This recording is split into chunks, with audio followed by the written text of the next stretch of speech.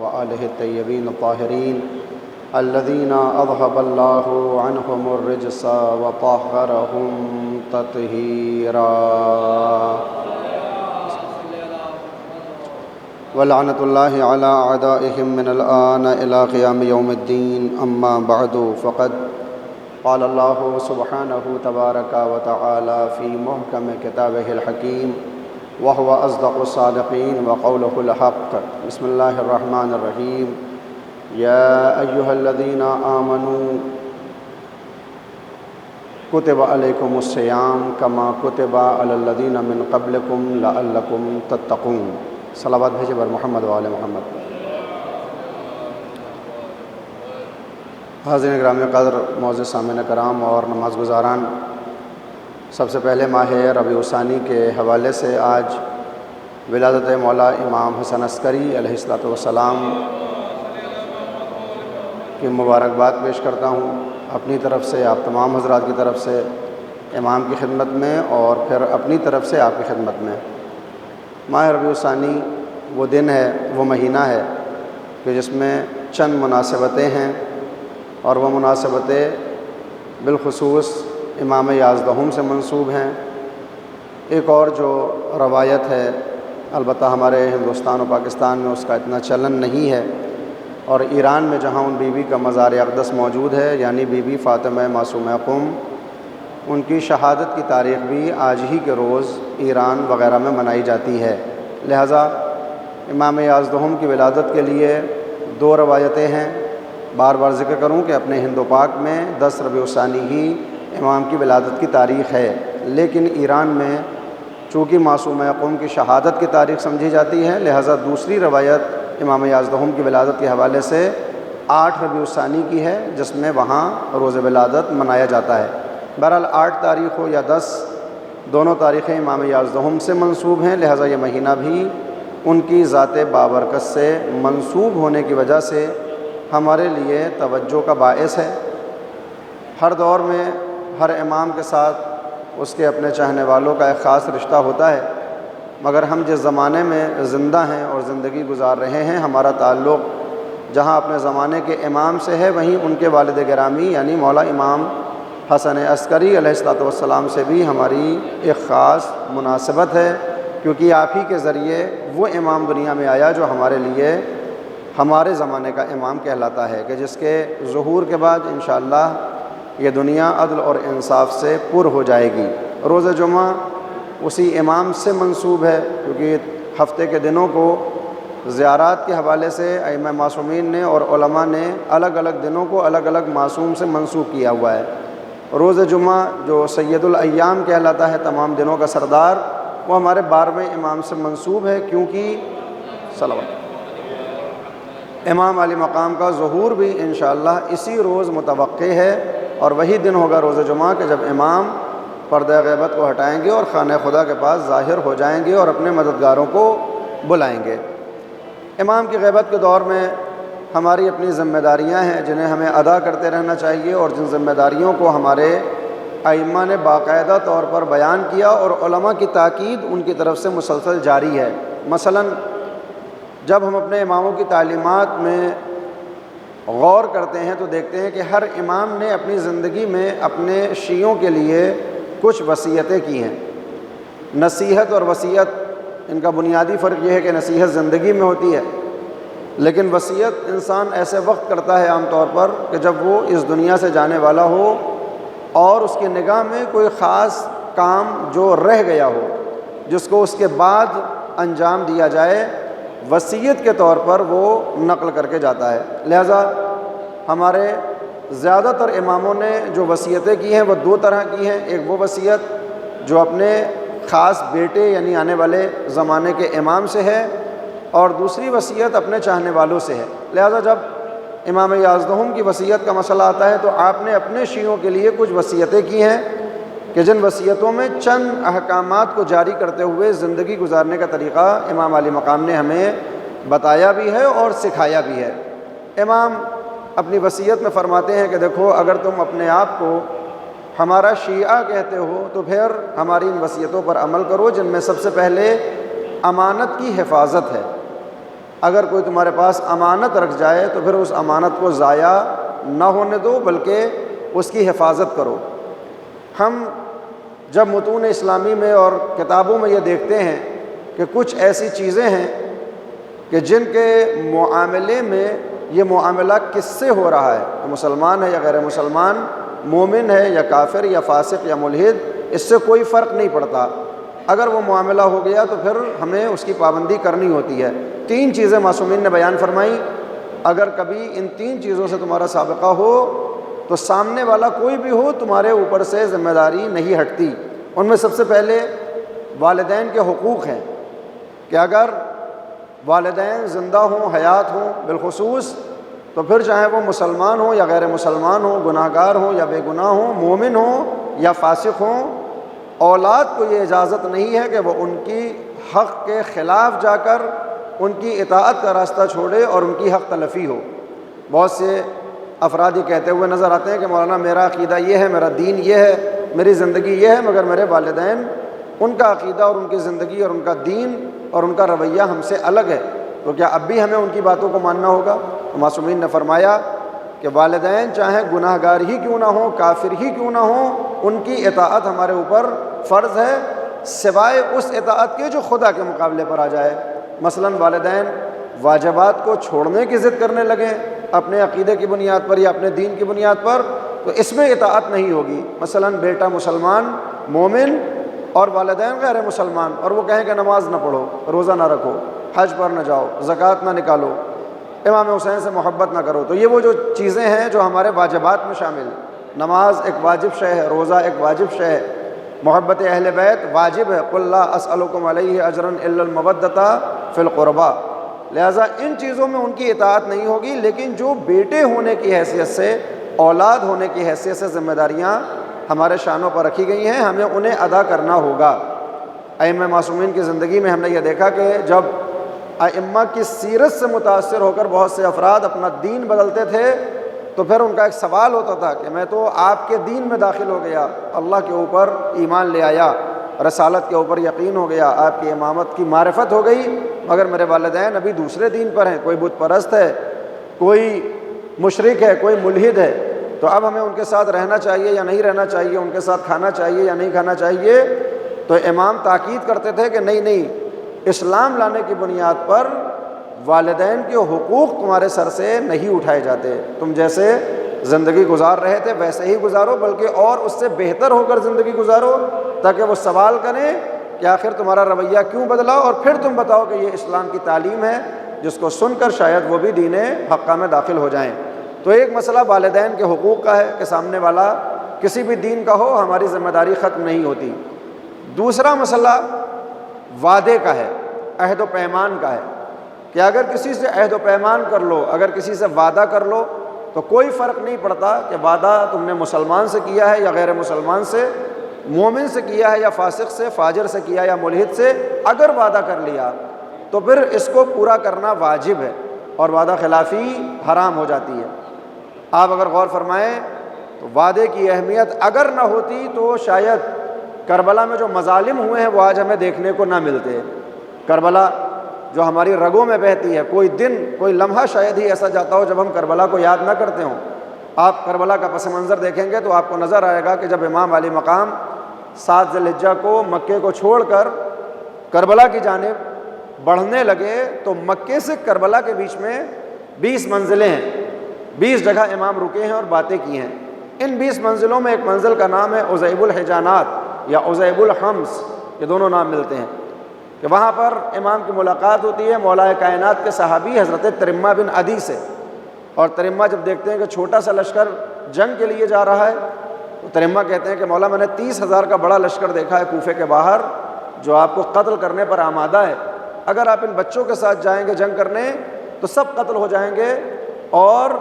یزید کی فوج بہرحال فتح یاب ہو جائے گی۔ امام نے کہا جو خدا نے طے کیا ہے وہ ہو کے رہے گا۔ ترمہ کہتے ہیں مولا ایک مشورہ ہے، البتہ اس کو کئی مرتبہ ذکر کیا گیا ہے، مولا مشورہ یہ ہے، خواہش یہ ہے کہ آپ ابھی کربلا نہ جائیں بلکہ یہاں سے میرے ساتھ یمن چلیں، اور یمن میں 20,000 سپاہیوں کا ایک بڑا لشکر جو آپ کا محب بھی ہے، آپ کا چاہنے والا ہے، آپ ان کے سامنے جب بیان کریں گے کہ میں علی کا بیٹا ہوں تو وہ سب کے سب آپ کی مدد کے لیے آ جائیں گے۔ اگر آپ یہیں سے یمن چلیں، 20,000 کا لشکر یمن سے لے کر پھر کربلا جائیے گا، پھر جنگ ہوگی، ادھر 30,000 کا لشکر ہو یا 90,000 کا، آپ کے پاس کم از کم، علیکم السلام ورحمۃ اللہ، آپ کے پاس کم از کم یہ 20,000 کا لشکر ہوگا تو آپ فتح یاب ہو جائیں گے۔ اب ہونا تو یہ چاہیے تھا کہ امام اس مدد کو قبول کرتے، لیکن امام کا جواب کیا تھا؟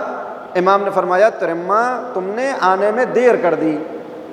اگر تم آج سے پہلے آ گئے ہوتے تو شاید میں تمہارے ساتھ یمن جاتا اور تاریخ بدل جاتی۔ کہ مولا اب ایسا کیا ہو گیا کہ میں نے کل رات حر ابن یزید ریاحی کے ساتھ عہد و پیمان کر لیا ہے، میں نے اب اس سے وعدہ کر لیا ہے کہ حسین اپنی مرضی سے کسی راستے کا انتخاب نہیں کرے گا، جہاں حر لے کر جائے گا وہاں جائے گا، لہٰذا اب اگر میں نے اس وعدے کو توڑا اور تمہارے ساتھ چلا گیا تو یہ وعدہ خلافی ہو جائے گی، لہٰذا میں تمہارے ساتھ نہیں جا سکتا۔ امام نہیں گئے۔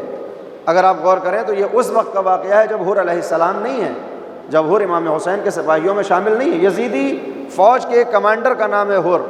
لیکن امام نے اگر اس سے بھی وعدہ کر لیا تو اس وعدے کو توڑنا مناسب نہیں سمجھا، کیونکہ دوسرا مسئلہ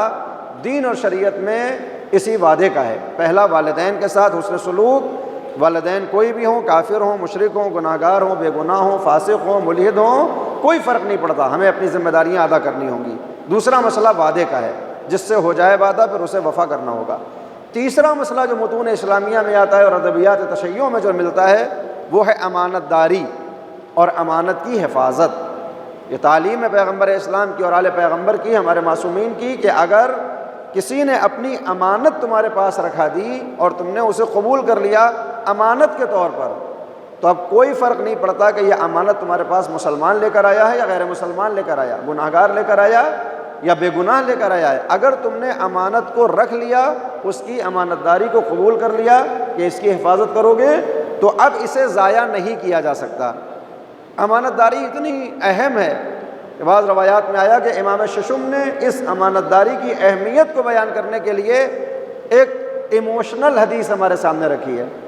ایک احساساتی جملہ ہمارے سامنے رکھا ہے۔ امام نے فرمایا کہ امانت کی حفاظت اتنی ضروری ہے کہ اگر میرے پاس کوئی اس خنجر کو بھی لا کر امانت کے طور پر رکھ دے، یا اس تلوار کو میرے پاس امانت کے طور پر رکھ دے کہ جس خنجر اور جس تلوار سے میرے جد سرکار سید الشہداء کے سر و تن کو جدا کیا گیا تھا، اگر وہ خنجر بھی میرے پاس امانت کے طور پر کوئی رکھ جائے اور میں اسے قبول کر لوں تو میں اس خنجر کو بھی ویسے ہی واپس کروں گا جیسا وہ میرے پاس آیا تھا۔ آپ غور فرمائیں، ہمارے احساسات اور ہمارے ایموشن کیا ہوں گے؟ خدا نہ کرے اگر ہمارے پاس وہ اسلحہ آ جائے جس اسلحے سے ہمارے کسی امام کو قتل کیا گیا ہو، تو ہم اس اسلحے کا کیا کریں گے؟ ضائع کر دیں گے، سارا غصہ اس پر اتاریں گے۔ مگر امام نے فرمایا کہ نہیں، امانت داری کا تقاضا یہ ہے کہ اگر میں نے اس کو امین ہونے کی حیثیت سے قبول کر لیا تو میں اسے بھی ویسے ہی واپس کروں گا۔ لہٰذا یہ امانت داری تیسری شے ہے کہ جس میں کوئی فرق نہیں پڑتا کہ امانت رکھنے والا مسلمان ہے یا غیر مسلمان۔ اسی لیے وہ پیغمبر کہ جو مکے میں جن کی رسالت کا لوگ انکار کر رہے تھے، جن کی نبوت کا انکار کر رہے تھے، خدا کی خدائی کا انکار کرتے تھے، مگر پیغمبر کے امین ہونے کی بنیاد پر اپنی امانتیں پیغمبر کے پاس رکھاتے تھے، اور پیغمبر ان امانتوں کو واپس کرتے تھے ان افراد کو بھی جو بظاہر آپ کے جانی دشمن ہیں۔ بہت سے لوگ سوچتے ہیں کہ شاید پیغمبر اپنی رسالت کے اعلان سے پہلے امین تھے، نہیں، رسالت کے اعلان کے بعد بھی مسلسل 10-12 برس پیغمبر اسلام ویسے ہی امانت داری کرتے رہے جیسے اعلان رسالت سے پہلے تھی۔ دلیل کیا ہے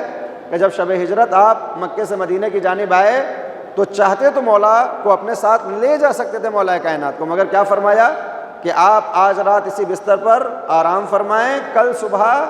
ساری امانتوں کو ان کے مالکوں کو واپس کر کے میرے ہمراہ میرے پاس یعنی مدینے آپ تشریف لے آئیں۔ یعنی جب مکہ پیغمبر کا دشمن ہے، وہ دشمن بھی پیغمبر کے پاس امانتیں رکھواتے تھے۔ لہذا امام عسکری پہلی وصیت کے طور پر یہ کہہ رہے ہیں کہ دیکھو امانت کی حفاظت کرو، اور یہ امانت اگر کسی نیک انسان نے رکھائی ہے تب بھی تمہارے اوپر امانت داری واجب ہے، اور اگر کوئی بد انسان ہے اور تم نے اس کی امانت کو قبول کیا تو اس کو ضائع کرنے کی اجازت نہیں ہے۔ پھر امام فرماتے ہیں کہ میں تمہیں وصیت کرتا ہوں کہ اپنے بھائیوں کا خیال رکھو، اپنے دینی بھائیوں کا خیال رکھو۔ دینی بھائی کبھی مسلمان ہوگا اور کبھی وہ شیعہ اور وہ محب اہل بیت ہوگا جو ہمارے ساتھ زندگی گزار رہا ہے، پڑوسی ہونے کی حیثیت سے، دوست ہونے کی حیثیت سے، ہم شہری ہونے کی حیثیت سے اس کا حق ہماری گردن پر ہے۔ امام فرماتے ہیں لمبے لمبے سجدوں سے میری مدد کرو۔ ائمہ معصومین فرماتے ہیں کہ قیامت کے دن ہم تمہاری شفاعت کریں گے، مگر شفاعت میں کچھ تو ایسا لے کر آؤ جو ذریعہ بنے۔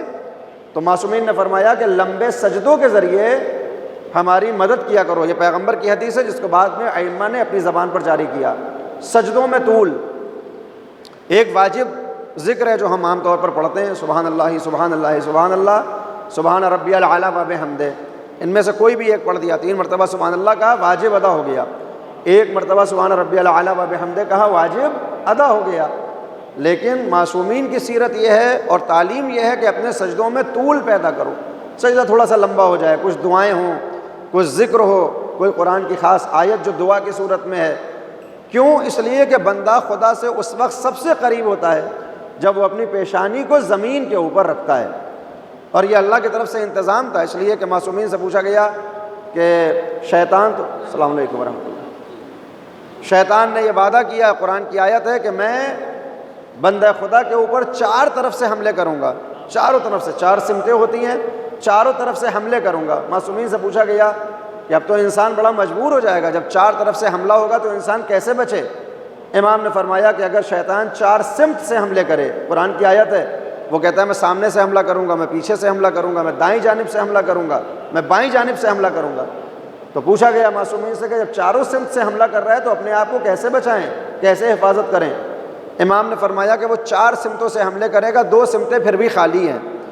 ان سمتوں سے فائدہ اٹھاؤ۔ پوچھنے والے نے کہا کہ مولا وہ 4 ہی سمتیں ہوتی ہیں، 6 سمتیں کہاں ہیں؟ کہا نہیں 6 سمتیں ہیں۔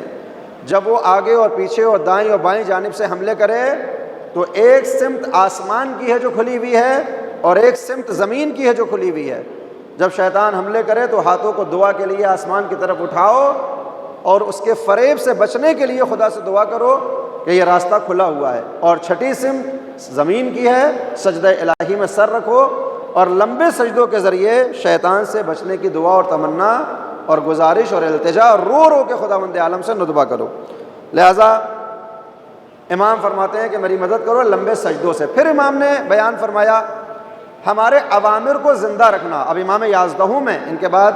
جو امام آنے والے ہیں وہ چند دنوں کے بعد اوجھل ہو جائیں گے نگاہوں سے، پردے میں چلے جائیں گے، لہٰذا امام یازدہوم کی یہ وصیت گویا ایک ہمارے لیے سب سے بڑی اہمیت کی حامل ہے۔ امام نے فرمایا ہمارے اوامر کو زندہ کرو۔ اس کا مطلب کیا ہے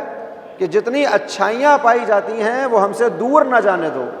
اور اگر کوئی بدی ہمارے متعلق گمان میں کسی کے آتی ہے تو اس کو دور کرو، اس لیے کہ ہم تمام پاکیزگیوں کے حامل ہیں اور تمام خرابیاں اور برائیاں ہم سے دور ہیں۔ لہٰذا اگر معاشرہ، اگر سماج، اگر لوگ کسی نیکی اور خوبی کو ہم سے دور کریں تو اسے ہم سے نزدیک کر دو، اور کسی برائی یا خامی کو ہم سے منسوب کرنے کی کوشش کریں تو ہمارا دفاع کرو۔ پھر امام نے فرمایا قرآن کریم کے ساتھ اپنا رشتہ برقرار رکھو، قرآن کی تلاوت، اس لیے کہ اس قرآن میں ہمارے حق کو بیان کیا گیا ہے۔ آپ غور فرمائیں قرآن مہجور ہے آج کے دور میں۔ ہم نے قرآن، ہم سے مراد میں اپنی ذات کو صرف کہوں تو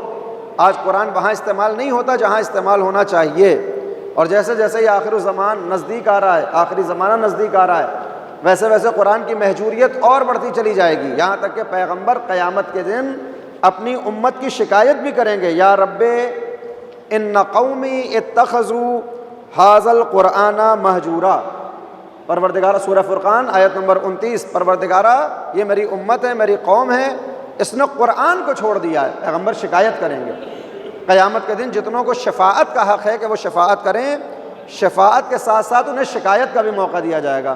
کہ اگر کسی کی شفاعت کرنا ہے تو وہ شفاعت قبول ہوگی، کسی کی شکایت کرنا ہے تو شکایت قبول ہوگی۔ اسی لیے ملتا ہے کہ قیامت کے دن آپ کے محلے کی مسجد آپ کی شفاعت کرے گی،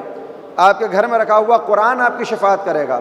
آپ کے محلے کا عالم، آپ کے علاقے کا وہ مبلغ جو دین خدا کو پھیلا رہا ہے وہ شکایت کرے گا، شفاعت بھی کرے گا اور یہ شکایت بھی کریں گے۔ شفاعت کا حق ہے محلے کی مسجد کو، شفاعت کا حق ہے گھر کے قرآن کو، شفاعت کا حق ہے آپ کے محلے کے اس عالم کو، لیکن جب شفاعت کا حق ہے تو شکایت کا بھی موقع ہے۔ مسجد شکایت کرے گی اپنے محلے والوں کی بعض اوقات کہ میں خالی رہتی تھی اور میرے یہاں رہنے والے، میرے محلے میں رہنے والے نماز کے وقت اپنے آپ کو دوسری چیزوں میں مشغول کیے ہوئے تھے، گھر میں رکھا ہوا قرآن جو صرف ماہ مبارک رمضان میں عام طور پر کھلتا ہے، وہ قرآن شکایت کرے گا کہ پروردگار میں پورے برس ان کے گھر میں موجود تھا مگر کھولا صرف قرآن میں ماہ رمضان میں جاتا تھا۔ تو آپ غور فرمائیں کہ پیغمبر اسلام بھی شکایت کریں گے شفاعت سے پہلے، یا رب ان قومی اتخذوا ھذا القرآن مہجورا، پروردگارہ میری قوم نے اس قرآن کو چھوڑ دیا ہے۔ تو قرآن کو کہاں چھوڑا ہے؟ آپ دیکھیں تو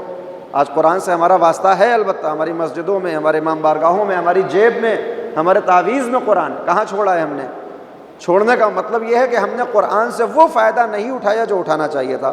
قرآن کے بہت سے کام تھے، ایک کام قرآن کا جو سب سے پہلے ہے وہ ہے ہدایت، لہٰذا اگر قرآن سے ہدایت حاصل نہ کی تو جو کچھ حاصل کیا ہے وہ شکایت کا باعث بن جائے گا۔ امام یازدہم فرماتے ہیں کہ میں تمہیں وصیت کرتا ہوں قرآن سے اپنا رشتہ مضبوط رکھو۔ آیت اللہ بہجت بھی فرماتے ہیں، کہتے ہیں آخری زمانے میں ہم شیعوں کے لیے ایک پریشانی کی بات ہے کہ ہمارے زمانے کا امام ہمارے پاس نہیں ہے کہ ہم اپنی مشکلات اس سے کہیں اور اپنی باتیں اس کے سامنے رکھ سکیں، یہ بہت بڑی مشکل ہے۔ پھر وہ کہتے ہیں لیکن ایک آسانی بھی ہے، اور آسانی یہ ہے کہ اگر امام ہمارے سامنے نہیں ہے تو قرآن ہمارے سامنے ہے، قرآن ہمارے گھروں میں۔ پوچھا کہ قرآن کا کیا مطلب ہے امام سے؟ تو کہا پیغمبر نے فرمایا تھا انی تارکن، یہ آیت اللہ بہجت ہیں، انی تارکن فیکم الثقلین کتاب اللہ و عطرتی، پیغمبر نے کہا تھا میں تمہارے درمیان دو چیزیں چھوڑ کر جا رہا ہوں، اپنی عطرت اور قرآن، یہ دونوں کبھی جدا نہیں ہوتے۔ تو اگر امام ظاہری آنکھوں سے نہیں نظر آ رہا ہے، قرآن ظاہری آنکھوں سے نظر آتا ہے، اس قرآن سے اپنا رشتہ مضبوط کرو، جہاں قرآن ہوگا وہیں امام ہوں گے۔ اگر اس قرآن سے رشتہ ہو جائے گا تو پھر امام سے بھی رشتہ کیسا ہوگا؟ قرآن سے رشتہ، 4 حقوق قرآن کے بیان کیے ہیں ہمارے اوپر خود قرآن نے۔ پہلا حق فَإِذَا قُرِئَ الْقُرْآنُ فَاسْتَمِعُوا لَهُ، پہلا حق قرآن کا یہ ہے کہ اگر کوئی دوسرا قرآن کی تلاوت کر رہا ہے تو پھر سارے کاموں کو چھوڑو اور اس وقت قرآن کو سنو۔ ہمارے معاشرے میں آج دیکھا جاتا ہے کہ ہم نے موبائل میں اپنے گھروں میں قرآن کی تلاوت کا ایک سلسلہ شروع کیا ہے، بہت اچھی بات ہے، مگر یہ خیال رہے کہ جب قرآن کی تلاوت ہو تو پھر ہم قرآن کو سنیں، یہ حکم ہے قرآن کا۔ فَإِذَا قُرِئَ الْقُرْآنُ فَاسْتَمِعُوا لَهُ وَأَنصِتُوا، جب قرآن کی قرأت ہو تو اسے غور سے سنو، غور سے سنو۔ اس کے بعد جو دوسرا حق ہے قرآن کا، فَقْرَؤُوا مَا تَيَسَّرَ مِنَ الْقُرْآنِ، سننے سے جب آگے بڑھو تو پھر اس قرآن کو خود اپنی زبان میں پڑھو۔ کتنا پڑھو یہ کوئی ضروری نہیں ہے کہ پورا پارہ پڑھو یا ایک سورہ پڑھو، نہیں، جتنا ممکن ہو، ما تیسر من ہو، جتنا میسور ہو، جتنا ممکن ہو، جتنا آسانی سے پڑھ سکو۔ فقرؤوا ما تیسر من القرآن، ایک ہی آیت میں 2 مرتبہ تاکید ہے، قرآن کو پڑھو، اس میں سے جتنا میسور ہو، ممکن ہو، اتنا پڑھو۔ تو دوسرا حق ہے پڑھنا۔ تیسرا حق قرآن کا ورتل القرآن ترتیلا، جب اس قرآن کو پڑھو تو یوں ہی نہ پڑھنے لگ جاؤ بلکہ ترتیل کے ساتھ پڑھو، آہستہ آہستہ، ٹھہر ٹھہر کر، سمجھ میں آئے کہ کیا الفاظ ادا ہو رہے ہیں۔ سین اور صاد کو فرق کے ساتھ پڑھا جائے، زے، زال، زو اور زواد کا فرق ہمیں معلوم ہو، حمزہ، الف اور عین کے کیا فرق ہیں، اس کی تمیز دیتے ہوئے اس قرآن کی ترتیل کی جائے۔ اور جب اس سے بھی آگے بڑھے تو پھر چوتھا حق ہمارے اوپر ہے، افلا یتدبرون القرآن، قرآن شکایت کر رہا ہے کہ تم قرآن میں تدبر کیوں نہیں کرتے، غور کیوں نہیں کرتے، فکر کیوں نہیں کرتے۔ تو یہ چوتھا حق ہے، ہم قرآن پر غور و فکر کریں، یعنی اس کی تفسیر کو دیکھیں، اس کے شان نزول کو دیکھیں، اس کے احکامات کو اپنی زندگی میں شامل کریں۔ امام یازدہم کی وصیتوں میں قرآن کا خیال رکھو، لمبے سجدے کرو، قرآن کا خیال رکھو، امانت داری اور ہمارے امور کو زندہ کرنے کی کوشش کرتے رہ جاؤ۔ پھر امام فرماتے ہیں کہ اگر تم میں سے کسی کے یہاں میت ہو جائے، کسی کا انتقال ہو جائے، تو جنازوں میں ایک دوسرے کے شرکت کیا کرو۔ جنازے میں شرکت کا اپنا ایک ثواب ہے، روایات میں یہاں تک آیا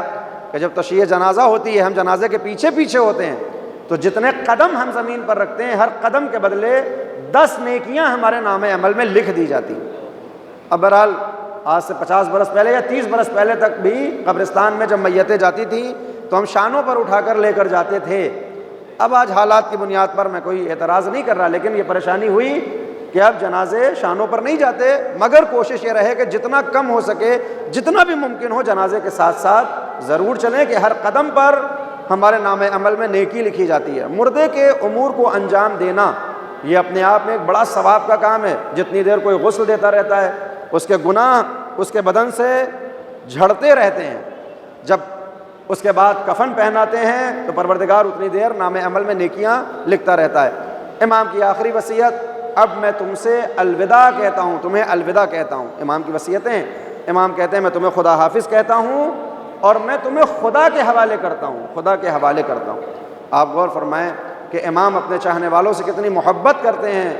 اور کتنی امید ہے ان کو کہ وصیت کے طور پر ہماری زندگی کو بہتر بناتے ہوئے ہمیں خدا کے حوالے کر رہے ہیں۔ اگر ہمارا یہ دعویٰ ہے، اور یقیناً یہ دعویٰ ہے، لیکن اگر دعویٰ سچا ہے تو کم از کم ان وصیتوں پر عمل کریں جو ہمارے ائمہ نے ہم تک پہنچائی ہیں۔ وہ وصیتیں کبھی مولا کائنات کی زبان سے ہمیں جاری ہوتے ہوئے نظر آتی ہیں جو مولا امام حسن کی طرف ہیں، کہ جس میں تمام قیامت تک آنے والے شیعہ شامل ہیں، وہیں دوسری طرف امام حسین کی وصیتیں نظر آتی ہیں۔ میدان کربلا میں عشر عاشوراء زین العابدین کے پاس آ کر کہا میرے لال کچھ وصیتیں ہیں جن میں پہلی وصیت ہے کبھی کسی مظلوم کے دل کو نہ دکھانا، کبھی ظالم کی مدد نہ کرنا، یہی مولا کی وصیت ہے۔ ظالم کے خلاف رہنا، مظلوم کی مدد کرنا، یہی امام حسین کی وصیت ہے۔ آج جس تیزی سے ظلم بڑھتا چلا جا رہا ہے، ہم سب کی یہ ذمہ داری ہے اپنی بساط پر تدبیر کے ساتھ، سیاست کے ساتھ، اپنے عقل کو مد نظر رکھتے ہوئے ظالموں کے خلاف کھڑے بھی ہوں اور مظلوم کا دفاع بھی کریں۔ البتہ ان ساری چیزوں میں تدبیر بے حد ضروری ہے، اور تدبیر کی پہلی ذمہ داری یہ ہے کہ ہم اپنی طرف سے کوئی راستہ نہ بنائیں، اپنی رائے سے کوئی راستہ قائم نہ کریں، بلکہ اپنے علماء، اپنے مراجع، اپنے قائدین کے بتائے ہوئے راستے پر چلتے ہوئے اپنی دنیا اور آخرت کو بہتر بنانے کی کوشش کریں۔ وآخر دعوانا ان الحمد للہ رب العالمین، والسلام علیکم ورحمۃ اللہ وبرکاتہ۔